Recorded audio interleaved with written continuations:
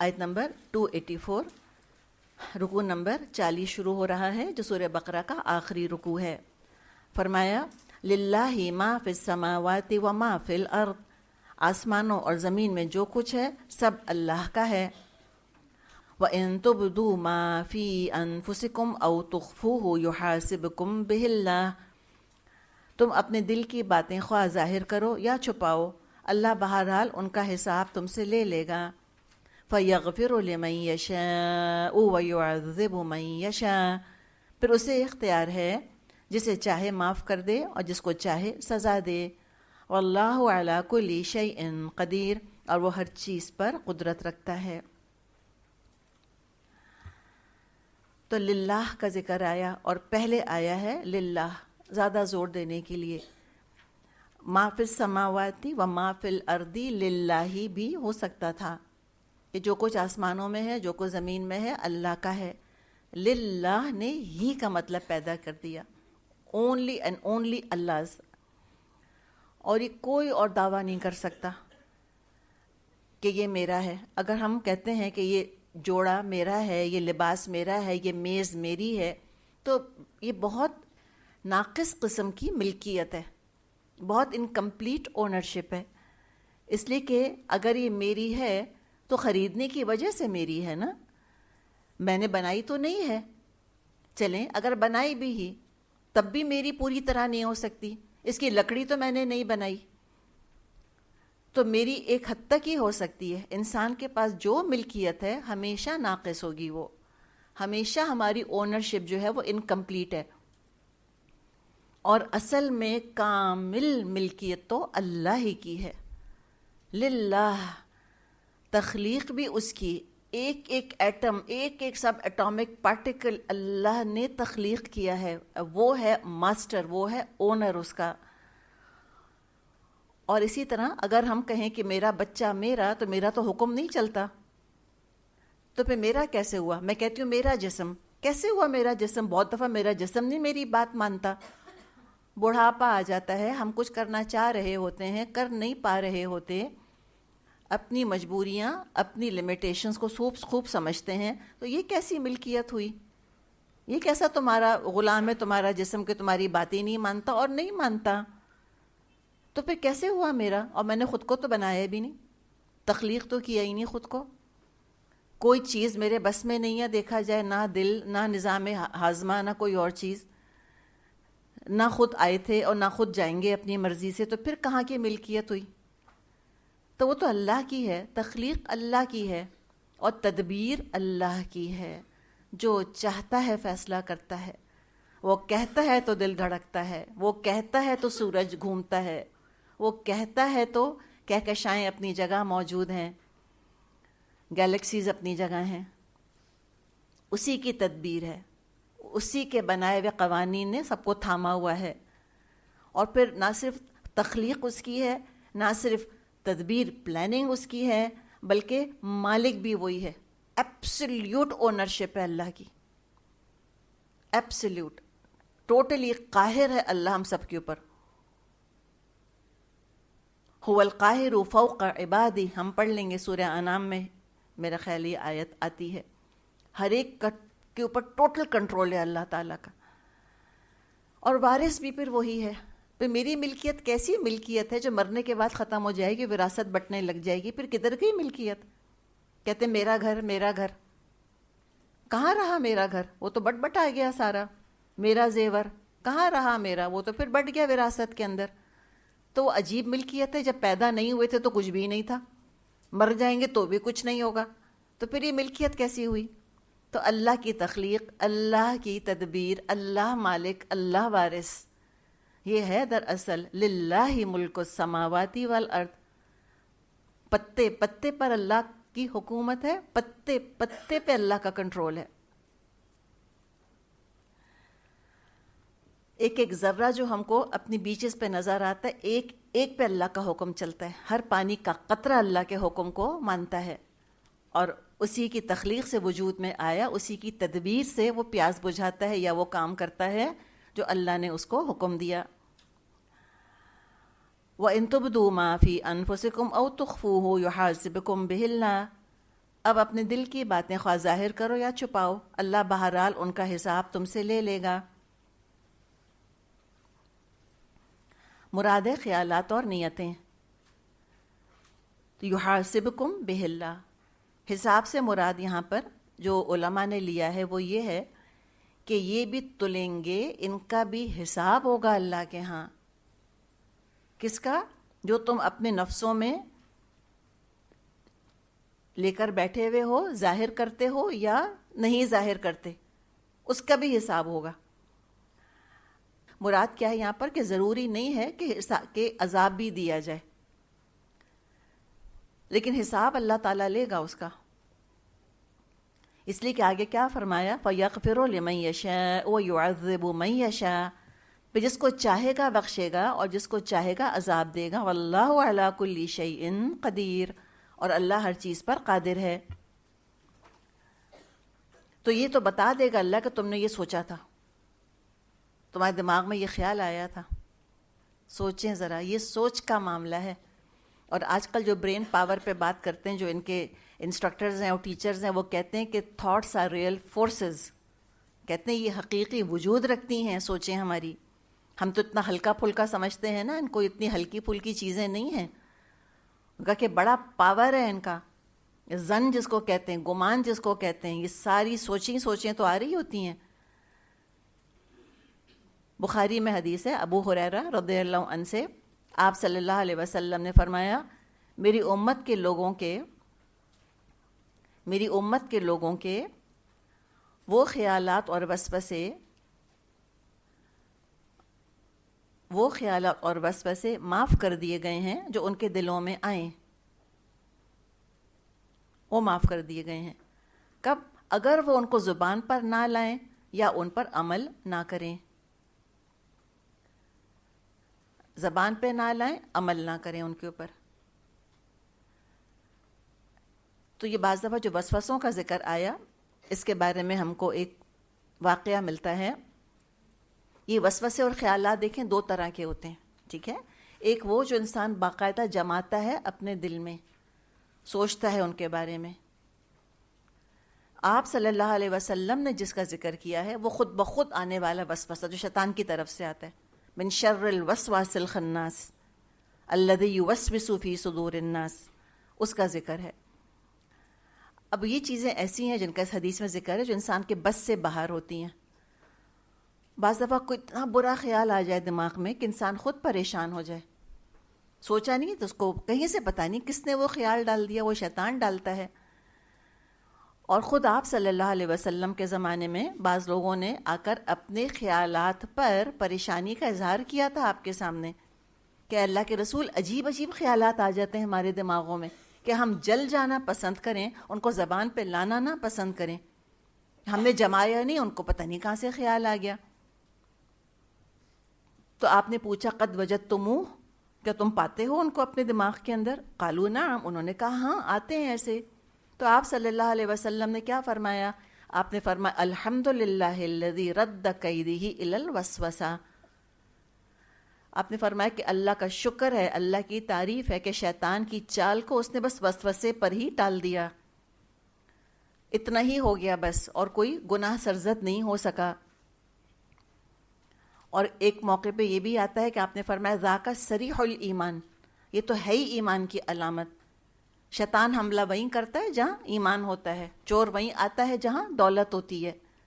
تو بعض دفعہ وہ ایمان والوں کے دل میں عجیب عجیب خیالات ڈالتا ہے، دین کے خلاف ڈالتا ہے، شکوک ڈال دیتا ہے، شبہات پیدا کر دیتا ہے، عقیدہ بگاڑنے کی کوشش کرتا ہے، نفاق ڈالنے کی، کفر کی کوشش کرتا ہے، ایک دوسرے کی طرف سے بدگمانیاں ڈالتا ہے۔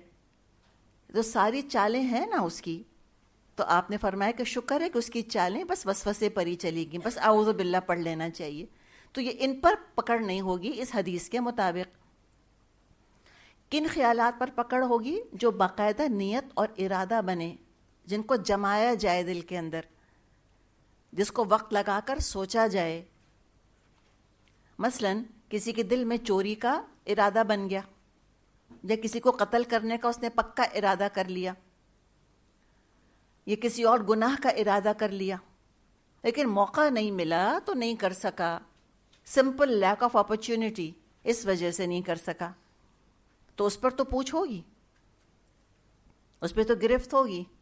پھر جس کو چاہے گا اللہ بخشے گا, جس کو چاہے گا عذاب دے گا اس کے اوپر کہ تم نے قتل کا ارادہ کیا تھا فلاں کو, تم نے فلاں کام, غلط کام کا, گناہ کا ارادہ کیا تھا, شراب پینے کا پکا ارادہ کیا, ملی نہیں. تو ارادہ تو کیا تھا نا, اس پر پکڑ ہو بھی سکتی ہے اور اللہ معاف بھی کر سکتا ہے. اسی طرح کسی نے نیکی کا ارادہ کیا کہ فلاں نیکی کریں گے اور نہیں موقع ملا کرنے کا. سوچا کہ فلاں کو آج ہم کھانا کھلائیں گے, کسی ہم 10 مسکینوں کو کھانا کھلائیں گے, نہیں موقع ملا, دکانیں بند تھیں, مسکین نہیں ملے, کوئی بھی ریزن ہو سکتا ہے. تو کیا ہوگا, دل کا ارادہ تھا نا, تو اس نیک ارادے پر بھی اجر ملے گا. اجر ملے گا کہ تم نے ارادہ کیا تھا, اور عمل کر جائیں تو پھر 10 ٹائمز ملٹیپلائی کر دیا جاتا ہے اس کو. یا کسی نے گناہ کا ارادہ کیا کہ آج فلاں کے گھر ہم جا رہے ہیں, اب فلاں کی غیبت کریں گے آج ہم بیٹھ کے, یا یہ کہ میں فلاں سے مل رہی ہوں نا تو اب میں اس پہ یوں طنز کروں گی, آج میں یہ تانا ضرور دوں گی. یہ سوچا, پر اللہ کا شکر ہے قرآن پڑھ لیا, اس دن کلاس میں آ گئے, سوچا چلو چھوڑ اب کون تانے دے. تو جو گناہ کرنے کا ارادہ کیا اور پھر گناہ نہیں کیا, اس پر بھی اجر ملے گا کہ تم نے ارادہ تو کیا تھا نا, لیکن تم نے پھر عمل تو نہیں کیا, تو اس پر بھی اللہ تعالیٰ اجر دے گا. تو یہ خیالات, وہ جو کہتے ہیں کہ تھاٹس آر پاورفل فورسز, تو قرآن تو ہر جگہ ہم کو یہ بتاتا ہے کہ گمان اچھا کرو, یہ کرو, یہ کرو, سوچ کی حفاظت کرو, خیالات کی حفاظت کرو. تزکیہ اسی طرح ہوتا ہے کہ دماغ میں تمہارے کیا آ رہا ہے اور دل میں کیا خیالات آ رہے ہیں. مسلم میں حدیث ہے, جب یہ آیت نازل ہوئی کہ خیالات کا اور نیتوں کا بھی حساب ہوگا, تو یہ صحابہ پر یہ آیات بہت بھاری گزری, یہ آیت بہت بھاری گزری صحابہ کے اوپر. اور وہ آپ کے پاس آئے اور انہوں نے کہا, یا رسول اللہ صلی اللہ علیہ وسلم, ہم پوری کوشش کر رہے ہیں, پوری محنت ہم کر رہے ہیں کہ نماز پڑھیں, روزے رکھیں, جہاد کریں, صدقہ دیں, پوری طرح ان کو ادا کریں, لیکن اس آیت کے مطابق تو بڑی مشکل پڑ گئی. تو اس پر آپ نے جواب کیا دیا؟ یعنی کہ اس طرح کی اریٹیشن آئی نا ایک طرح سے, کہ یہ کیوں کہا قرآن نے ایسے کہ تمہارے خیالات کو بھی ہم پکڑیں گے, ان کو بھی مواخذہ ہو سکتا ہے. تو آپ صلی اللہ علیہ وسلم نے روٹ کاز پکڑ لیا, ان کی اس اریٹیشن کو پکڑ لیا, اور فرمایا, کیا تم بھی اہل کتاب کی طرح سمعنا وعصینا کہنا چاہتے ہو کہ ہم نے سنا اور ہم نے نافرمانی کری؟ بلکہ تم کہو سمعنا واطعنا غفرانک ربنا والیک المصیر. تم کہو کہ ہم نے سنا اور ہم نے اطاعت کری, اور مغفرت تیری طرف سے اے ہمارے رب, اور تیری طرف تو ہمیں لوٹ کے جانا ہے. یعنی کہ قرآن کی باتوں پہ اریٹیشن نہیں آنی چاہیے کہ بڑی مشکل ہو گئی, اب تو یہ ہو گیا. کیسے دیکھیں, آپ نے ان کے خیالات تک کی تربیت کی ہے, فریم آف مائنڈ کی تربیت کی ہے آپ صلی اللہ علیہ وسلم نے, کہ تمہاری سوچ کا رخ بالکل درست ہونا چاہیے. اب یہ جو آخر کی 2 آیتیں آ رہی ہیں, آیت نمبر 285 اور 286, ان کی بڑی فضیلت ہے. احادیث میں آتا ہے کہ عرش کے نیچے کے خزانوں میں سے یہ 2 آیتیں ہیں. آمن رسول سے شروع ہو کے جو فانصرنا علی القوم الکافرین تک, یہ 2 آیتیں عرش کے نیچے کے خزانوں میں سے ہیں. نمبر 2, ان کے نزول کے وقت آسمان کا خاص دروازہ کھلا تھا جو اس سے پہلے کبھی نہیں کھلا. نمبر 3, آپ صلی اللہ علیہ وسلم سے پہلے کسی نبی کو ایسی آیات عطا نہیں کی گئیں. آپ سے پہلے کسی نبی کو ایسی آیات عطا نہیں کی گئیں. نمبر 4, جو ان کو رات کو پڑھ لے گا اس کے لیے کافی ہو جائیں گی. یہ بخاری میں حدیث آتی ہے, اس کا مضمون ہے کہ جو ان آخری 2 آیات کو رات کو پڑھے گا اس کے لیے وہ کافی ہو جائیں گی, یعنی حفاظت کریں گی. یعنی کہ بہت انسینٹیو ہے کہ حفظ کر لینا چاہیے ان 2 آیتوں کو. ترمذی میں حدیث ہے, نعمان بن بشیر رضی اللہ عنہ سے, آپ صلی اللہ علیہ وسلم نے فرمایا, اللہ تعالیٰ نے زمین اور آسمان پیدا کرنے سے 2000 سال پہلے ایک کتاب لکھی اس میں 2 آیتیں نازل فرمائیں جن کے ساتھ سورۃ البقرہ کا اختتام کیا. اتنی عظیم ہیں یہ آیتیں. اللہ تعالیٰ نے زمین اور آسمان پیدا کرنے سے 2000 سال پہلے ایک کتاب لکھی، اس میں 2 آیتیں نازل فرمائیں جن کے ساتھ سورہ بقرہ کا اختتام کیا. وہ جس گھر میں 3 راتیں پڑھی جائیں شیطان اس گھر کے قریب نہیں آ سکے گا. تو پوری ہی سورہ بقرہ بہت اچھی ہے سحر کے لیے، جادو کے لیے، ٹوک کے لیے، لیکن یہ پوری سورہ بقرہ کوئی نہیں پڑھ سکتا تو یہ آخری 2 آیتوں کا ضرور اہتمام کر لینا چاہیے. خاص طور پہ کوئی اگر گھر میں آپ کو پرابلم لگ رہا ہو، کوئی ریلیشن شپس کے اندر لوگوں کے موڈ سوئنگز میں یا کوئی اور چیز، تو ضرور انسان اس کو پڑھ لے. صحیح مسلم میں ابن عباس سے روایت ہے، ایک دن جبریل علیہ السلام رسول اللہ صلی اللہ علیہ وسلم کے پاس بیٹھے تھے کہ انہوں نے اوپر کی طرف دیکھا اور زور کی ایک آواز سنی تو اوپر کی طرف دیکھا اور فرمایا یہ آسمان کا دروازہ ہے جو آج کھولا گیا ہے، آج سے پہلے کبھی نہیں کھولا گیا. پھر اس دروازے سے ایک فرشتہ اترا. جبریل علیہ السلام نے فرمایا یہ ایک فرشتہ ہے جو آج زمین کی طرف نازل ہوا ہے اور آج سے پہلے کبھی نازل نہیں ہوا. پھر اس فرشتے نے رسول اللہ صلی اللہ علیہ وسلم کو سلام کیا اور کہا 2 نوروں کی خوشخبری سنیے. یہ دونوں صرف آپ کو عطا کیے گئے ہیں، آپ سے پہلے کسی نبی کو عطا نہیں کیے گئے. ایک نور سورہ فاتحہ اور دوسرا نور سورۃ البقرہ کی آخری آیات. اب جب بھی ان دونوں میں سے کسی کی تلاوت کریں گے تو آپ کی مانگی ہوئی چیز مل جائے گی. اسی کی دعا ہے نا، سورہ فاتحہ بھی دعا ہے اور اس میں بھی عظیم ترین دعا آ رہی ہے ان آیات کے اندر. اور یہ دونوں آیات صحیح مسلم کے مطابق آپ صلی اللہ علیہ وسلم کو تحفے کے طور پہ دی گئی تھیں معراج کے موقع پر سدرۃ المنتہا کے قریب.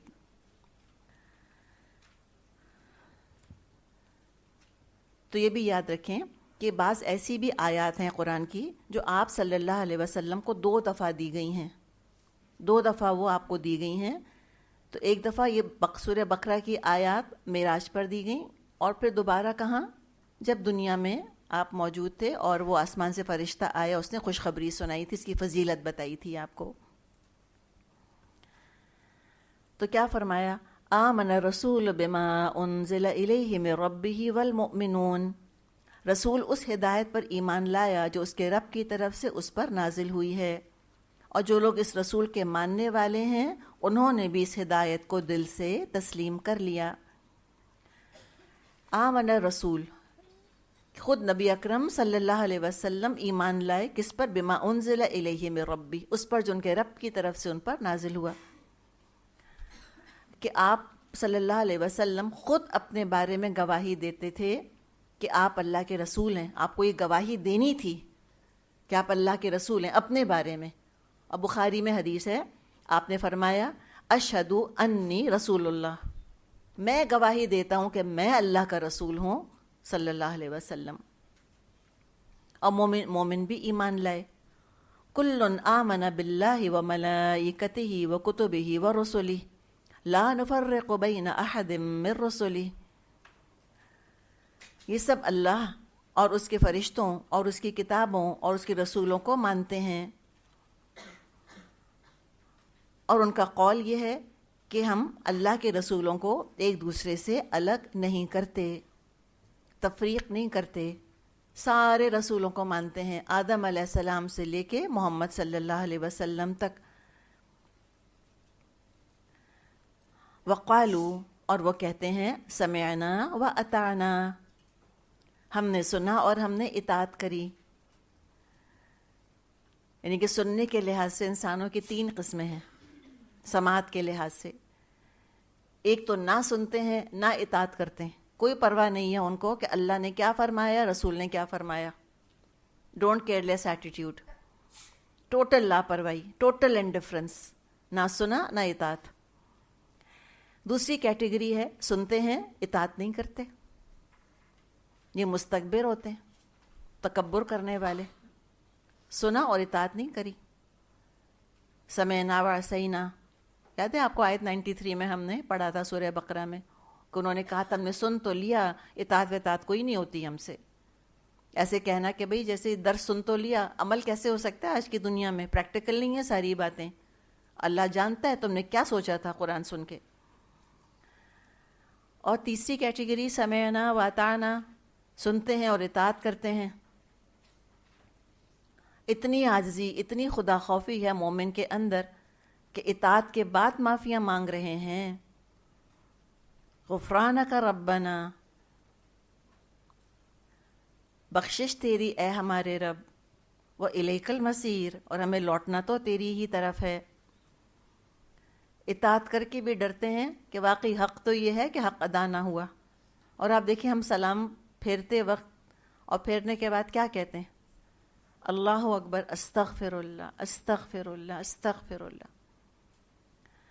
کہ نماز ویسی تو نہیں پڑھی جیسی پڑھنی چاہیے تھی، اس قابل تو نہیں ہے کہ اللہ کے آگے پیش کریں. بس اللہ سے اللہ تو تیری رحمت ہے، اللہ تیری بخشش ہے کہ تو اس کوالٹی کی نیکی کو قبول فرما لے. تیری شایان شان تو نہیں ہے، لیکن پھر بھی اللہ تو اپنی رحمت سے قبول کر لے، تو اس کی کمزوریاں خرابیاں اس عبادت کی دور کر دے.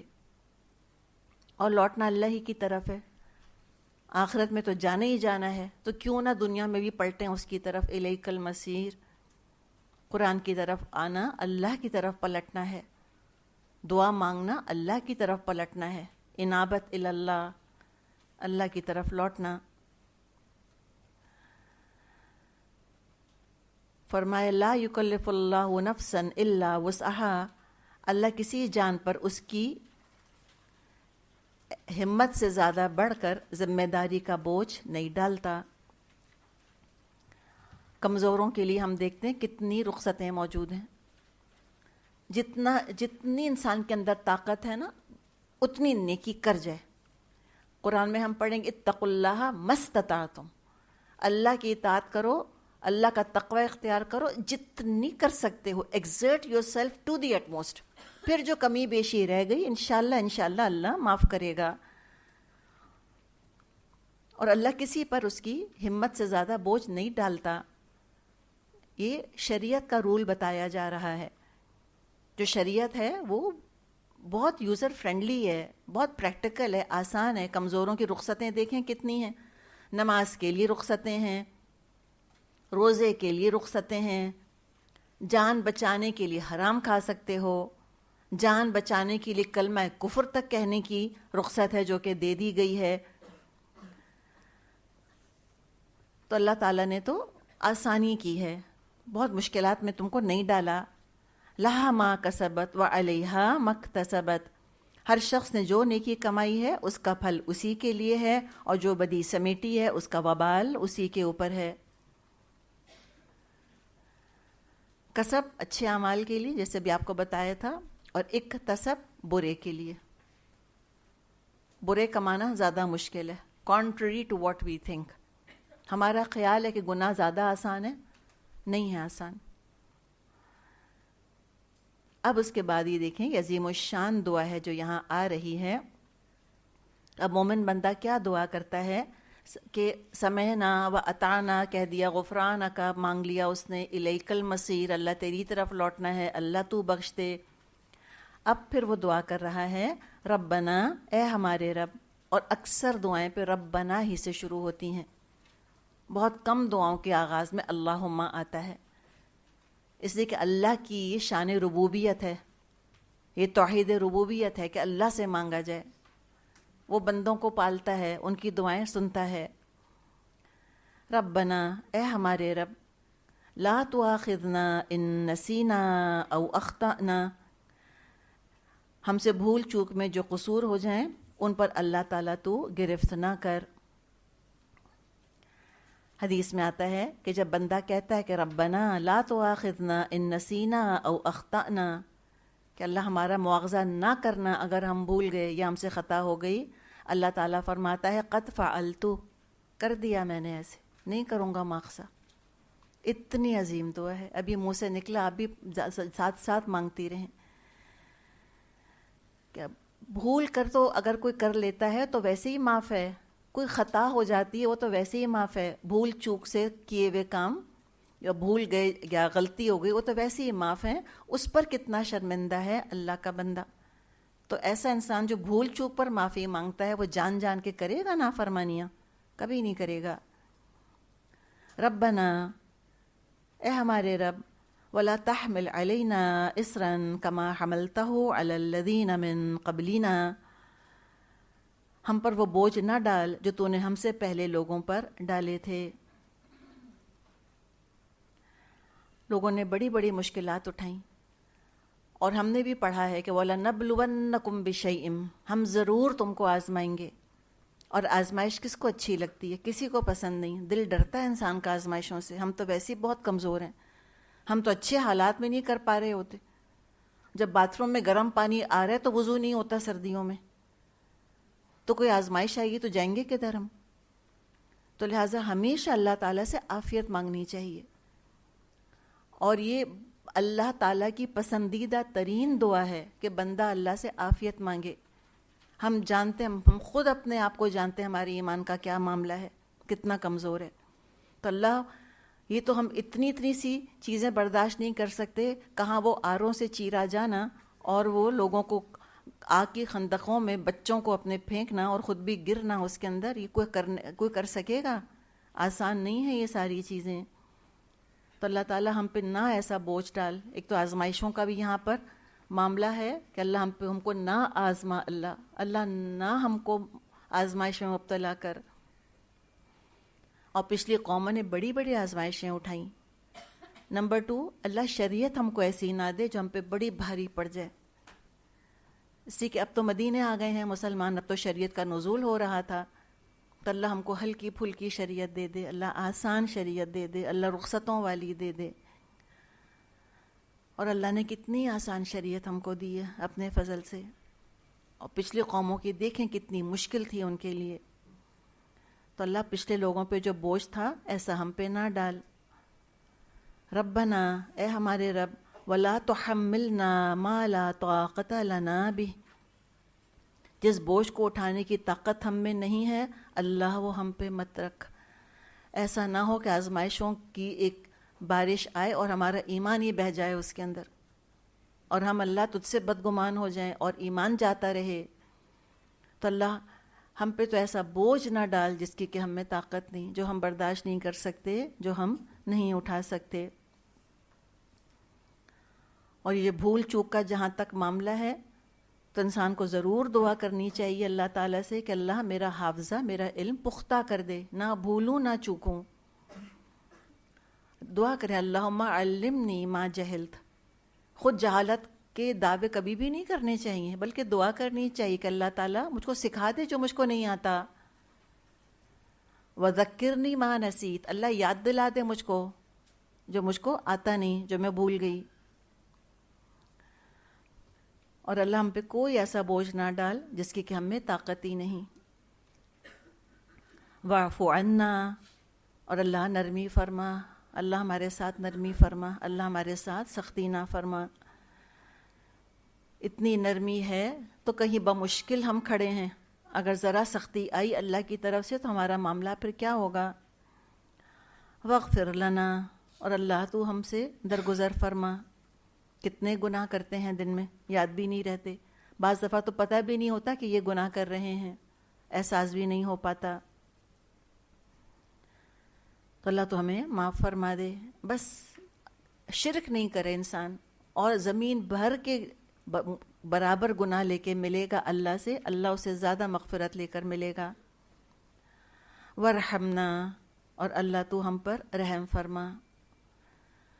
اللہ کے رحم کے سہارے ہی ہم زندہ ہیں، اور یہ ساری کی ساری رحمت ہے جو اللہ تعالیٰ نے برسائی ہم پہ. الرحمن علم القرآن. نبی اکرم صلی اللہ علیہ وسلم رحمت بن کر آئے ہیں کہ ہم نے تو آپ کو رحمت ہی بنا کر بھیجا ہے. اللہ مجھ کو اور آپ کو بس اپنے قرآن کے دامن میں لے لے. اللہ ہماری زندگیوں میں یہ نعمت برستی رہے. ورحمنا، اور اللہ تو ہم پر رحم کر. اور جو چاہتا ہے کہ اللہ رحم کرے تو ہم بھی رحم کرنا سیکھیں. انت مولانا، اللہ تو ہی ہمارا مولا ہے، اللہ تو ہی مددگار ہے، اللہ تو ہی ساتھی ہے، اللہ تیرا ہی بھروسہ ہے، اللہ تجھ پر ہی توکل ہے۔ اللہ کی مدد کے بغیر تو کیا نیکی کر سکیں گے؟ کوئی نہ ہم کھڑے رہ سکیں گے، نہ صحیح چوائس کر سکیں گے۔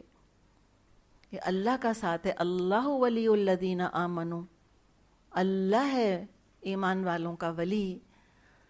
اور جب اتنی بڑی بات کہہ دی کہ اللہ تو میرا ولی ہے، تو ہمارا ولی ہے، تو پھر حق ادا کریں اللہ کی دوستی کا۔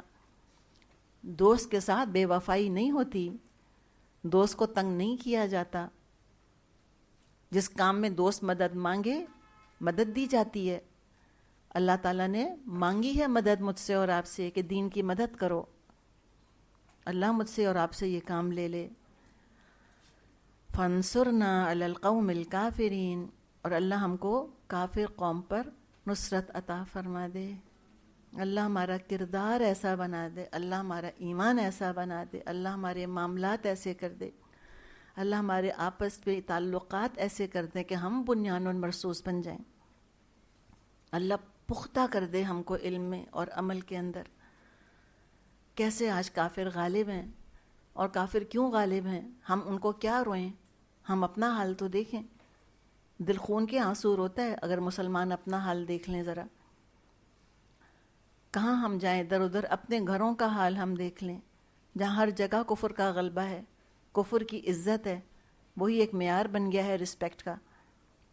جو جتنا اللہ کا نافرمان اتنا ایلیٹ، یا ایلیٹ ہونے کی لگتا ہے کوئی ریکوائرمنٹ ہے یہ کہ جتنے پیسے والے ہوگے، جتنا معاشرے میں مقام ملے گا، اتنی اللہ کی نافرمانی کرو گے، اتنے بے پردہ ہوگے، اتنا شراب پیو گے، اتنا حرام کماؤ گے، اتنا بیویوں کو نچاؤ گے لے جا کر، اتنا مردوں کے آگے دکھاؤ گے جا کر، اتنی داڑھی نہیں رکھو گے تم، اتنی نماز نہیں پڑھو گے تم، تو کیسے بھی مجھے بتائیں پھر ہم کیسے غالب آئیں گے کافروں کے اوپر؟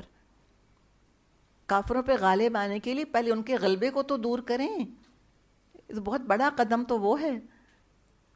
پھر اتنی توانائی اور اتنی طاقت اپنے اندر پیدا کرنی، وہ اجتماعیت کے ساتھ کھڑا ہونا، ایک دوسرے کے ساتھ جم کر ایک ہی عقیدے کے اوپر، اللہ بھی ایک، قرآن بھی ایک، کعبہ بھی ایک، رسول بھی ایک۔ کوئی بڑی بات تھی جو ہوتے مسلمان بھی ایک؟ ہم تو پنجابی سندھی کی تقسیم سے ہی نہیں نکل سکتے کسی طرح، ہم تو حنفی بریلوی کی تقسیم سے نہیں نکل سکتے، تو ہم کیسے غالب آئیں گے کافروں کے اوپر؟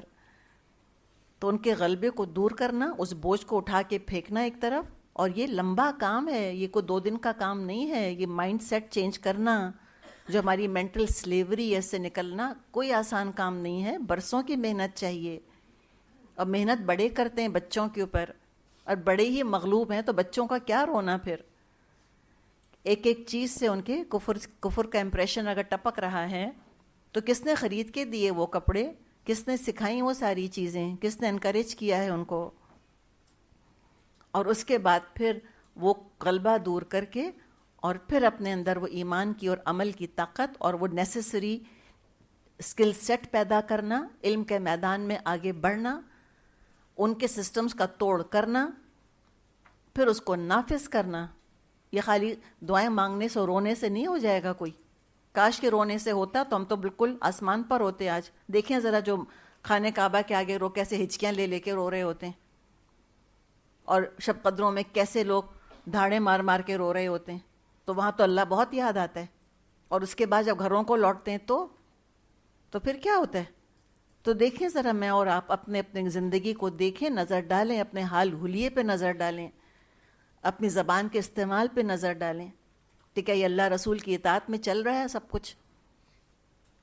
تو یہاں ہوگا انشاءاللہ، چراغ سے چراغ جلے گا، ایک ایک گھر ٹھیک ہوگا، ایک ایک فرد ٹھیک ہوگا، تو معاشرہ ہوگا انشاءاللہ تعالی۔ ہو سکتا ہے اللہ مجھ کو اور آپ کو اپنی زندگی میں دکھا دے، ہو سکتا ہے کہ ہم بیج ڈال کر چلے جائیں اور ہمارے مرنے کے بعد اسلام پر بہار آ جائے، لیکن یہ تو نہیں ہو سکتا کہ ہماری زندگی کے اندر خوشیاں اور بہاریں ہیں اور اسلام جہاں پڑا ہے پڑا رہے، اور ہم اپنی شادیوں میں اور اپنے مصروفیات کے اندر مگن رہیں۔ یہ تو نہیں ہو سکتا، یہ مومن ہو نہیں سکتا۔ تو یہ جو دعا ہے کہ فانصرنا علی القوم الکافرین، اس میں بہت گہری دعا ہے، یہ اس میں پورا رینیسانس ہے اسلام کا، کہ خود مسلمان کیسے ہوں گے، وہ کیسے ورلڈ لیڈرز بنیں گے، اس لیے کہ بیک وقت دونوں چیزوں کا غلبہ ہو نہیں سکتا، اسلام اور کفر، ایک تو نیچے ہو گئے تو سیسو ہے اور یہ رہے گا.